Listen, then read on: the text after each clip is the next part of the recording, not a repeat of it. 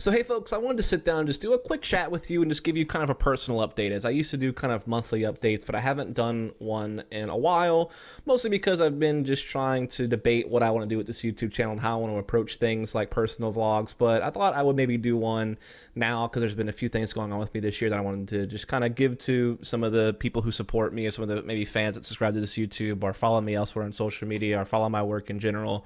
Just kind of give you an update of what's going on with me, what I've been up to lately, and what I am planning to do for the future. And then maybe I'll do another update in the middle of the year, and then another one more towards the end of the year or something. Maybe not monthly anymore, but just kind of keep you up to date with things as, you know, I have things to talk about. As between this video and the last one I did, as far as personal vlogs go, I didn't really have too much to talk about. But now I have a few things I kind of wanted to let you folks know.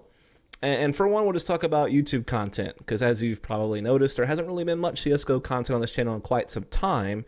That's really been because I've been favoring publishing content elsewhere and earning some type of income, as opposed to publishing it independently on my YouTube channel. And this is really because I just don't have the brand power to really earn any type of living or income off of a personal YouTube channel.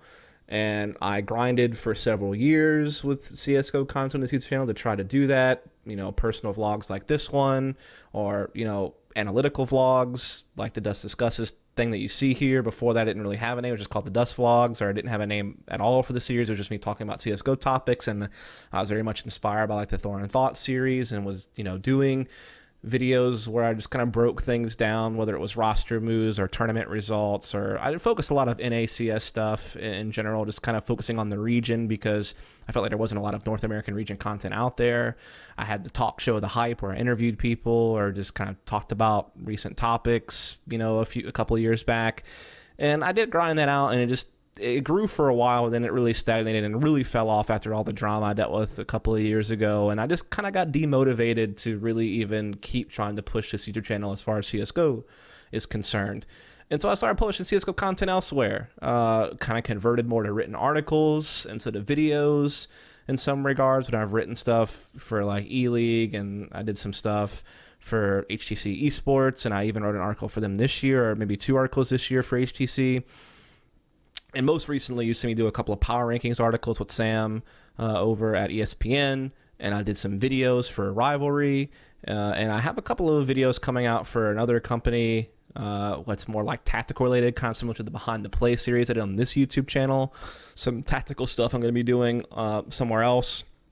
And again, it's just a way for me to kind of take my content, take my research and analysis, and turn it into something that actually earns me some type of income, as opposed to just kind of just blindly throwing darts at a wall on my YouTube channel, not really getting anywhere, especially with the new YouTube rules on partnerships and things like that, and all the drama related to YouTube compensation for people. I wasn't even at that level subscriber wise anyway to even worry about that. And again, I feel like it just didn't grow for a while, and so I kind of focused my efforts more towards publishing elsewhere, and that's really the bottom line. And you see me do some other non-CSGO related stuff on this channel, like I dabbled in some Battalion stuff, and I'll probably use this YouTube channel to dabble in Battalion more, dabble in other games, still do some personal update videos here and there. And if I can't find somewhere to publish something that I really want to talk about, then I'll put on this YouTube channel. But for the most part, my priority is to publish and earn some type of income somewhere when it comes to CSGO related content, and then kind of use this channel as a home base for stuff I can't publish, or like I said, in other titles that aren't maybe CSGO related that other people don't want to pick up on yet. And that's really kind of how it is. I'm kind of leaving YouTube open right now. I don't really have any plans or set goals for the YouTube channel, just because I feel like I'm prioritizing other things first. And that's really the bottom line for the YouTube.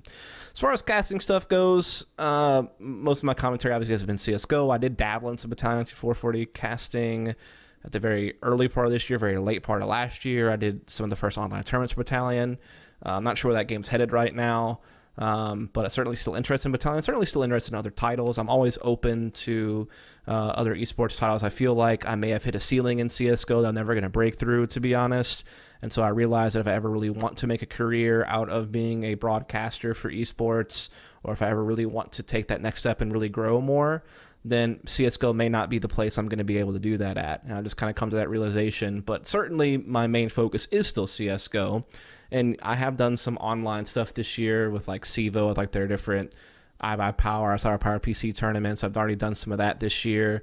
And I did actually get the opportunity to do a couple events with StarLadder. So I got to work for a new company this year, StarLadder. I had never worked with them before. DreamHack was kind of my new company of last year I got to work with, because I had done stuff with CEVO and Gfinity and MLG and ESCA and stuff over the years. But DreamHack was a new one for me last year. Did several events for them. Hope to do some more events for them this year. I think I have at least one plan with them this year, maybe two.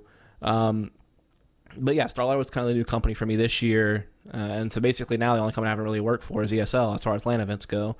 And it was a lot of fun. I got to go to Ukraine. I was there for several weeks. I did the IMBA TV StarLadder Chongqing Invitational, which is like a kind of Asian scene event with teams like MVP PK and Tyloo and a couple other teams from that region. And there was a couple of smaller European teams involved. And it was a lot of fun. I did it at the StarLadder Studios there in Kiev. And then I had like a 10-day gap in between events, and then I did the Betsnet Masters, which was 4 invited European teams, which some of them were pretty big names, like, you know, as far as brand power, I guess, like Hellraisers, North, Virtus Pro, Gambit. Obviously, some of the teams struggling right now performance-wise, but still recognizable names. And then there was some newcomers, like a team like Fractures really broke out that event, the Danish team, a lot of young players on that team, and a few other teams from like CIS in Europe. And I did the analyst desk at that event, which I think the first analyst desk I had done in quite a long time, because most of 2017 I did commentary. So I got to do a desk at Betsnet Masters, as well as commentary alongside Risk and Flakes at the Chongqing Invitational. So I did 2 different events with StarLadder in the course of 3 weeks, with a little gap in between. Or funny story, I got really sick and had to go to a Ukrainian hospital and bring a translator with me that worked with StarLadder, and they had to help me out. And it was a crazy situation, actually, the hospital trip in between the 2 events. But I got through it fine. It was all good. And I got 2 gigs out of it offline. So, you know, thanks to StarLadder for giving me those opportunities. The only offline events I've gotten so far this year. And it was a lot of fun. And then after that, I did wind up doing the CSL finals as well, which is another LAN event. I did college CSGO, did that with Blue. And then also I forgot, while I was in Ukraine, I also did the DreamHack Masters Marseille North American Invitational with Hugo. So I actually had a pretty good run of work throughout the month of March and April. Those 2 months were pretty busy for me. Like between October of last year when I did iBuyPower Masters and like March of this year, that gap, I really wasn't doing much of anything. But then I had a really busy March and April, and I have May as kind of a quiet month. It seems like I didn't get any gigs this month offline, but I think I have for sure 1 gig in June. And then I'm pretty sure about a second. I would say I have one 100% locked in, one about 75%. I'm making arbitrary numbers here. And then there's like an outside chance for a 3rd gig in June. Very, very small outside chance for a 3rd gig in June. But 1 guaranteed, 1 pretty damn close to guaranteed, and then a 3rd outside chance, basically. So my June looks pretty good. But for the rest of the year, I'm not really sure how things are going to go. But the point is that it was great to get some work in this year. Obviously, I still want to pursue work in Counter-Strike, whether it be as a desk analyst, whether it be as a commentator. As far as desk analyst goes, it's really hard because there's plenty of really good analysts in CSGO right now. You know, you have your big tier 1 analysts like a Yanko and a Sponge and a Thorin, and then you have several other pro players who mix in. You have some casters like Moses who can still do desk work if need be. And anytime a professional player takes kind of a break or what have you, they immediately can slide into an analyst desk role pretty quickly. And you've seen that happen. Like Pimp was big for that last year, and he's kind of almost become a full-time analyst as well as streamer. And then you've seen people like Freiberg, Nothing, Sean Gare, several different people kind of dabble in it.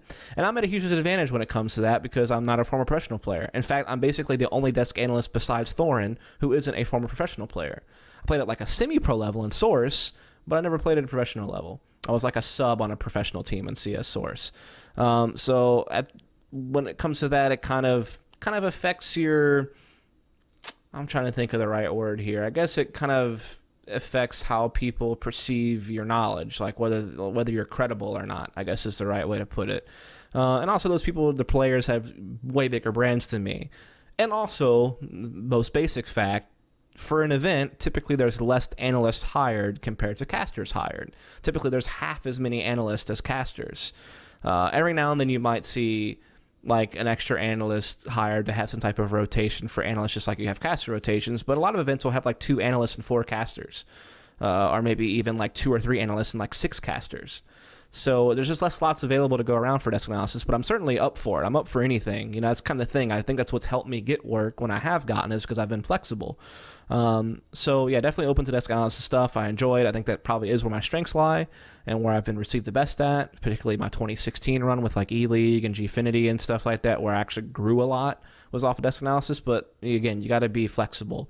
And when it comes to color commentary, since I like tactics so much, that's like my favorite thing about Counter-Strike, I think that suits color commentary really well to bring you that tactical insight in the game, because you don't really get to talk about tactics too much on the desk. You focus more on results and performance and map pick ban and setting up context for the match more than you focus on tactics. Unless they're in a post-game scenario with like a replay or something, then you can do some tactical stuff on the desk, but typically you're limited on that. Whereas color casting, you really get to highlight tactics a lot, like in the moment as they're happening, especially if you've done your homework and you know what teams like to do, which I try to do as best I can. And I enjoy both roles, really. And I particularly enjoyed working with Vince, or used to go by Metis, back when we worked together in 2017. I hope we can work together in the future. I've also enjoyed working with Hugo and other play-by-play commentators as well. So I'm really just kind of trying to leave all doors open. And I actually put out a post on Twitter where I kind of listed some work samples of some different demos, where I did like a 2016 analyst reel of all the events I did desk analysis at in 2016. And then I did a YouTube video where I picked out a couple of clips of my desk analysis at BetSense Masters and this year, 2018. And then I linked a couple of matches I casted with Vince and Hugo in 2017, basically. And so I put that out there and basically have tried to let people know that, hey, I'm open for whatever opportunities. Here's some work samples. Contact me if you're interested, and we'll just see what comes of that. And again, I'm also interested in working outside of CSGO. Depending on the game, I might be interested in branching out and doing other stuff outside of Counter-Strike if necessary, and if it makes sense, and if it's a game I enjoy. Like Battalion was a game that I enjoyed a lot outside of CS that had some elements I really particularly enjoyed. But you never know what other esports titles might be on the horizon or right around the corner. I certainly have a lot of fun playing Fortnite. I don't know if anything will really come of that. I feel like a lot of people are hungry for Fortnite stuff. And there might not be a lot to go around as far as commentators go for that game. But again, it's all about, trying to be smart, trying to leave your doors open, trying to be flexible, and just seeing what comes of it. And that's really the bottom line as far as it comes to work stuff. Now, as far as health stuff goes, I've been doing really good with working out. The only exception to that would be when I got sick in Ukraine, and I was kind of out for a couple of weeks because of that. But other than that, this year I've been pretty on point, working out pretty much 4 days a week, every week. Definitely gotten stronger. I notice gains as far as what I can lift in the gym as each week passes. My arms and chest have definitely gotten a lot bigger visibly, and just more toned, and just, have more control over them, so to speak. And you can just tell that my chest and arms and things have gotten more formed. I don't know how to use what terminology to use there, but unfortunately I haven't had like too much visible weight loss. I have lost probably about 10 pounds this year, which isn't a lot given how many months we are into the year already, which is disappointing, but that's my fault, mostly dieting reasons. It's funny, I thought that working out would be the hardest part, but dieting really is. Like, I've been able to pretty much establish a workout routine that I've followed pretty heavily, and I feel really motivated to go to the gym, and I feel bad when I don't go now. So, like, I have, like, a really good mentality about working out. But it's just the dieting has got me a couple of different times. And some of it is not my fault, but most of it is my fault. Like, for instance, if I travel to an event and there's catering and I don't really have much of a choice on what I eat, there's only so much I can do there. But a lot of it is just my fault because, honestly, sometimes I just cheat on my diet a lot, and I have to really get more discipline. And it's not even the typical stuff you would expect me to cheat on. Like, I don't do like desserts or soda or anything that's typical, like sugary shit. That isn't what gets me. It's carbs that get me. I love pasta. I love rice. I love, like French fries. Like, that's what gets me, is carbs more than anything else. So I've been trying to really focus more on my diet the last few weeks, and I hope to do that going forward into the summer. And hopefully I will have a more reasonable amount of weight loss. I don't think 10 pounds across 4 months is reasonable. That's under what I should have lost. I should have lost more like 20 pounds. Granted, I'm also building muscle and all that good stuff, so it's not all bad, but I feel like I could have done better than what I've done. I feel like I could have lost more. I feel like I could have been further along my road to being more physically fit than I'm currently at. But I'll keep working at it, and certainly I've made some strides in the right direction, but I just need to do it more regularly and more consistently and make bigger strides. And so that's what I'm going to work on there health-wise. And that pretty much wraps it up. Didn't want to make this too long a video. Just want to give you some thoughts on what I'm doing content-wise, casting-wise, and a little bit of health stuff since people were, aware that I was trying to lose some weight and things like that, and people asked me about it, so I figured I'd chip that in. That's really going to do it. So thanks so much for tuning in, and I'll probably do another update video in a few months, maybe shorter than that if a lot of stuff happens that I want to talk about, but we'll just have to see. But yeah, thanks for checking this out. Check out the tweet about my work samples and stuff. Share it if you get a chance, and we'll see what happens. Thanks a lot.